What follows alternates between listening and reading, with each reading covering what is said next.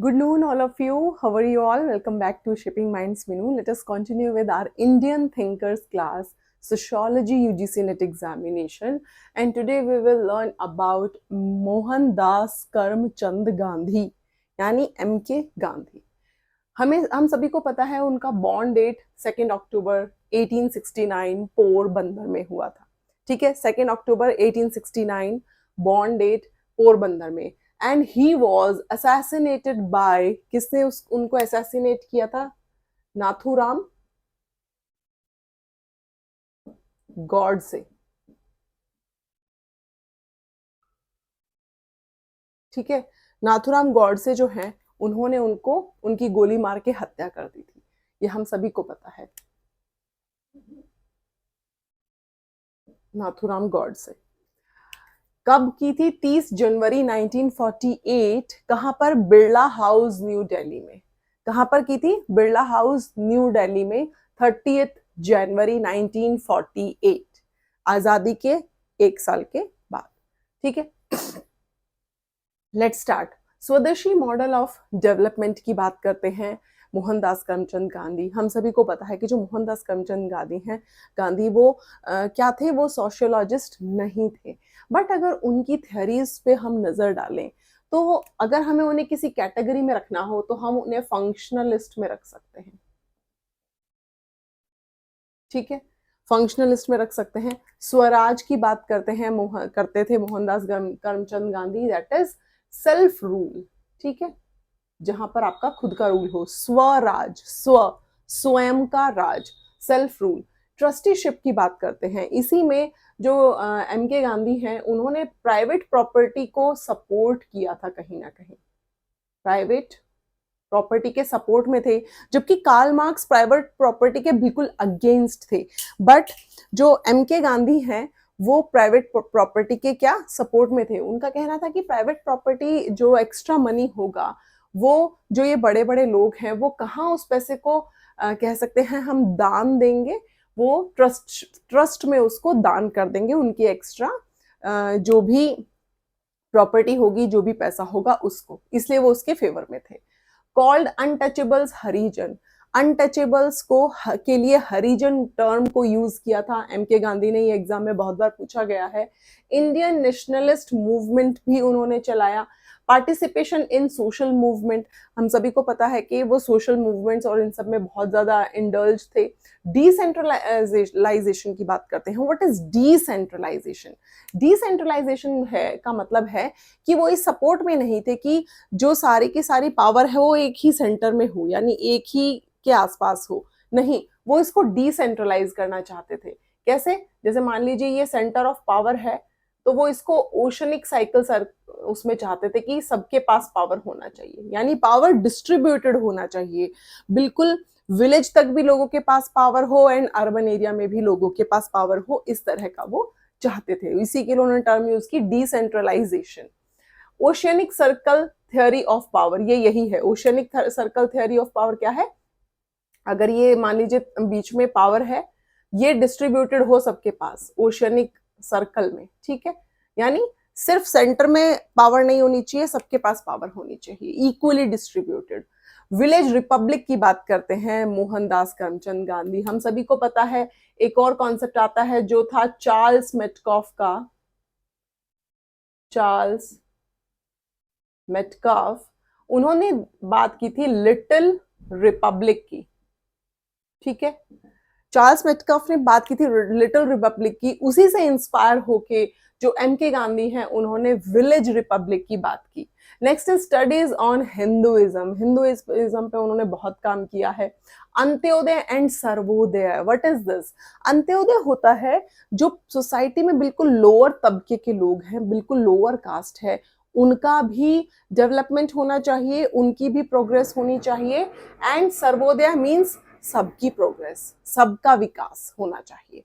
सर्वोदय का मीनिंग है सबका विकास. अंत्योदय का मीनिंग है जो बिल्कुल लोअर कास्ट है, बिल्कुल लोअर तबका है समाज का, उसका भी विकास होना चाहिए. नई तालीम, ये एग्जाम में क्वेश्चन पूछा गया है. नई तालीम किसका है? मोहनदास करमचंद गांधी का है. Wardha education committee basic and elementary education पे उन्होंने फोकस किया था. तो वर्धा एजुकेशन कमेटी, ये क्वेश्चन भी एग्जाम में आया हुआ है, पूछा गया है। तो बेसिक एंड एलिमेंट्री एजुकेशन पे उनका फोकस था। Supporter of Hindu ideas and values, हम सभी को पता है कि जो M.K. गांधी हैं वो हिंदू आइडियाज एंड वैल्यूज को बहुत ज्यादा सपोर्ट करते थे, लेकिन दूसरी तरफ जो B.R. अम्बेडकर हैं वो इसके कहीं ना कहीं अगेंस्ट नजर आते हैं, क्योंकि उन्हें ऐसा लगता है कि हिंदुइज्म जो है वो कहीं ना कहीं कास्ट सिस्टम को बढ़ावा देता है, इसलिए वो उसके अगेंस्ट थे। कॉल्ड ट्राइब एज गिरिजन, ये भी याद रखना है। अनटचेबल्स के लिए उन्होंने टर्म यूज की, दैट इज यस, अनटचेबल्स के लिए हरिजन टर्म उन्होंने यूज किया, एंड ट्राइब्स के लिए उन्होंने टर्म यूज की गिरिजन, ये याद रखना है। Inspired from Buddhism and Jainism about अहिंसा एंड वेजिटेरियनिज्म, जो मोहनदास करमचंद गांधी हैं वो बुद्धिज्म रिलीजन एंड जैनिज्म से कहीं ना कहीं बहुत ज्यादा इंस्पायर्ड थे, क्योंकि वहीं से उन्होंने अहिंसा को सीखा कि बिना हिंसा के, बिना वायलेंस के भी आप अपनी बात रख सकते हैं, आप कहीं ना कहीं चेंज ला सकते हैं बिना वायलेंस किए। और वहीं से उन्होंने वेजिटेरियनिज्म सीखा। वेजिटेरियनिज्म यानी पशुओं की हत्या करके उन्हें खाओ मत, ये पाप मत करो, वेजिटेरियन बनो। तो वेजिटेरियन एंड नॉन वायलेंस दोनों उन्हें उन्हें कहाँ से मिला? उन्होंने ये चीजें बुद्धिज्म एंड जैनिज्म रिलीजन से सीखी। यूटोपिया कॉल्ड राम राज्य, यूटोपिया आप सभी को पता है ना, मैंने आपको पढ़ाया है पहले भी।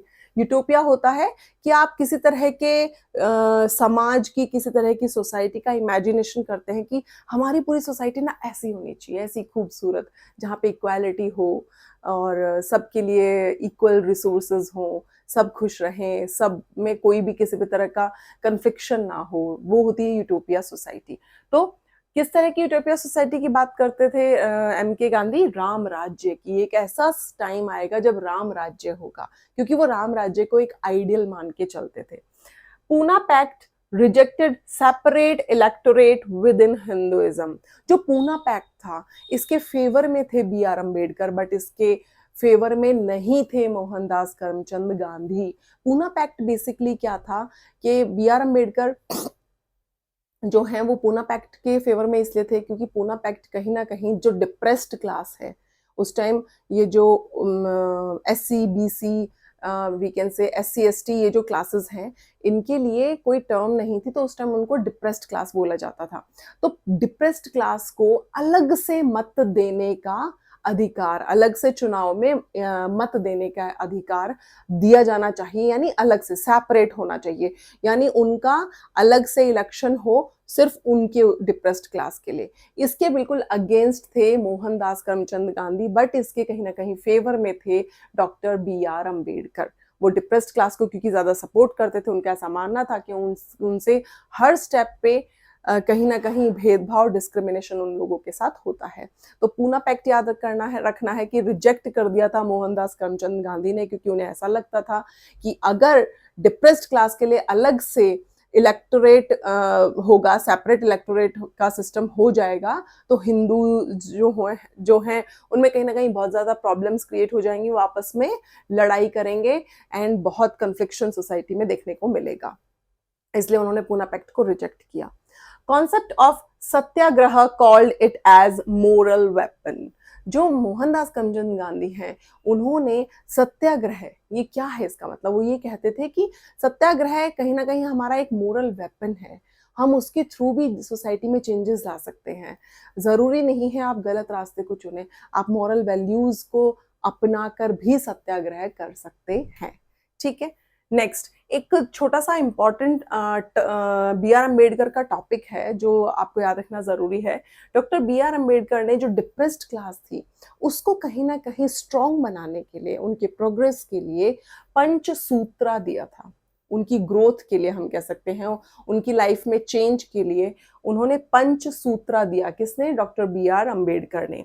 और वो पंचसूत्रा से एग्जाम में क्वेश्चंस पूछे जाते हैं कि वो 5 सूत्र कौन कौन से थे, तो वो थे सेल्फ इंप्रूवमेंट, कि आप अपने अंदर सेल्फ इंप्रूवमेंट कीजिए, आप ज्यादा से ज्यादा पढ़िए, आप इस लायक बनिए, आप में कुछ क्वालिटी होनी चाहिए, तभी तो आप कहीं फाइट कर पाएंगे। तो सेल्फ इंप्रूवमेंट की बात करते हैं, सेल्फ प्रोग्रेस की बात करते हैं, कि यानी अपने आप को और बेहतर बनाने की तरफ ध्यान दें।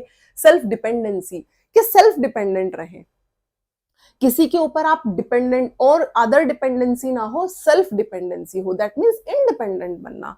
एंड सेल्फ रिस्पेक्ट, यानी सेल्फ रिस्पेक्ट को किसी भी कीमत पे खोना नहीं है। कोई इंसान अगर आपको कहीं ना कहीं डोमिनेट करने का ट्राई करे तो भी आपको अपनी सेल्फ रिस्पेक्ट को बचाने के लिए, आप में वो सेल्फ रिस्पेक्ट होनी चाहिए, उसको बचाने के लिए फाइट बैक करना।